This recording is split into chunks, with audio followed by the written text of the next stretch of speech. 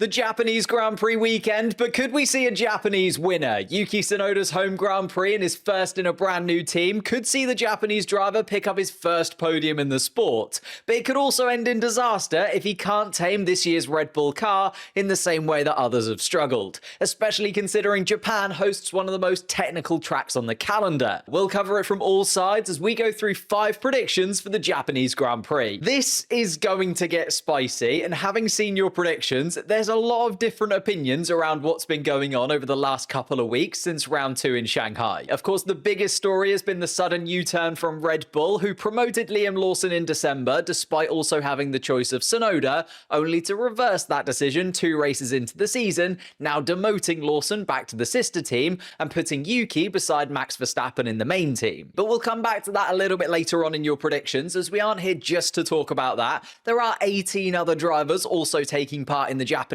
Grand Prix, as much as we will definitely just be talking about Yuki Tsunoda and Liam Lawson for the majority of the weekend. The Suzuka circuit might be one of the drivers' favourites with its high-speed layout and difficult-to-master corners, but it's going to be a tough test for the rookies especially. The 53 laps of the track on race day are going to be particularly tough on the tyres, of which the teams can use the C1, C2 and C3 compounds this weekend. And if the drivers do start to lose grip, the runoff areas are some of the least forgiving of the entire season, with the grass and gravel only likely to send you spinning into the barriers rather than helping you get back on track in any way. I'm also predicting that we're more likely to see a multi-stop race, but everyone also predicted that at the Chinese Grand Prix weekend a couple of weeks ago, only for the 2-stop strategy to be dreadful compared to the 1-stop. So if the hard tyres do surprise again, I wouldn't put it past some drivers trying their luck on a 1-stop strategy, but that is going to be very difficult to manage around Suzuka. However, that may not even matter anyway, as there's currently a 60 to 70% chance of rain on race day, which would throw any kind of strategy with tyres completely out of the window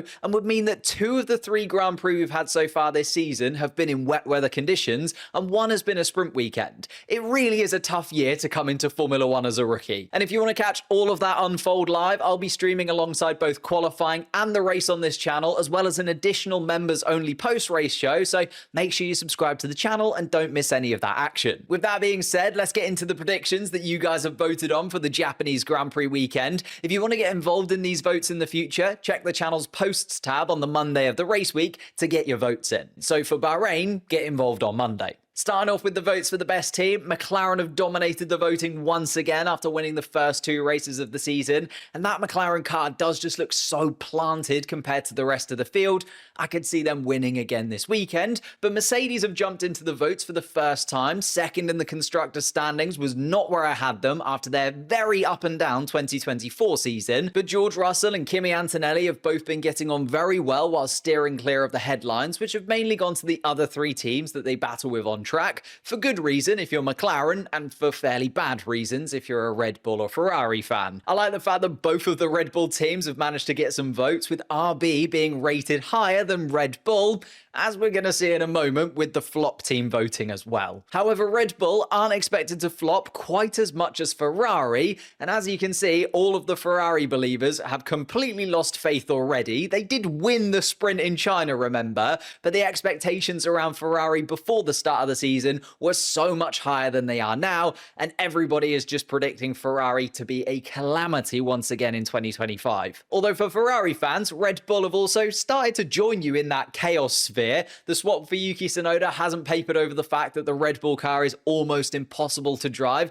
and even Max Verstappen was struggling for pace in China. If that's the case again in Japan, I could definitely see them having an absolutely torrid weekend. And Alpine have joined Aston Martin on this list. I think it's a little bit harsh. They both have one driver in Gasly and Stroll who have done pretty well so far this year. It's the other driver in Doohan and Alonso that haven't started the season so well. And it feels so weird to say that Fernando Alonso is nowhere close to Lance Stroll at the moment, but he isn't. And that's why he's also snuck onto the list of drivers you're expecting to struggle with Jack Doohan. Of course, though, we were always going to see Yuki Tsunoda and Liam Lawson involved in this weekend's predictions, and Red Bull really have split the F1 fandom's opinion with this driver swap. It does feel like it's going to be a tough weekend for the both of them in slightly different ways. I agree that Lawson will have a slightly easier time of it as he's going back into a car that's at least similar to the one that he drove last year and performed really well in, let's not forget. But Tsunoda's task task of getting into that Red Bull car for the first time is a very difficult one.